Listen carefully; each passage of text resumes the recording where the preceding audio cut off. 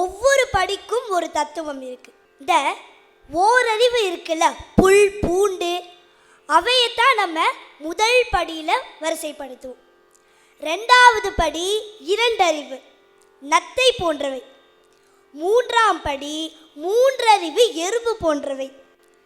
நான்காம் படி நான்கறிவு, நண்டு போன்றவை.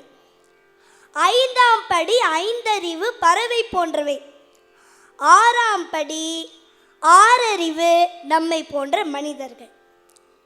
ஏழாம் படி மனிதர்களை விட மேலே இருக்கும் சித்தர்கள், மகாரிஷிகள்.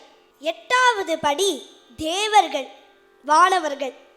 ஒன்பதாம் படி இந்த உலகத்திற்கே முக்கிய தேவர்களாகிய பிரம்மா, விஷ்ணு, சிவபெருமான், அவர்களுடைய தேவிகளாகிய சரஸ்வதி, லக்ஷ்மி, சக்தி தேவி.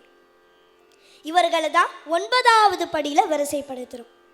இப்படி ஒன்றாம் படியிலிருந்து ஆறாம் படி வரைக்கும் இந்த உலகத்தில் எப்படி உயிர்கள் உருவாகுது அப்படிங்கிற சயின்ஸையும், ஆறாம் படியிலிருந்து ஒன்பதாம் படி வரைக்கும் மனிதர்கள் எப்படி படிப்படியாக தெய்வ நிலையை அடைகிறது அப்படிங்கிற ஃபிலாசபியையும் நம்ம சேர்ந்து உணர்த்துறது தான் இந்த நவராத்திரியுடைய தனிச்சிறப்பு.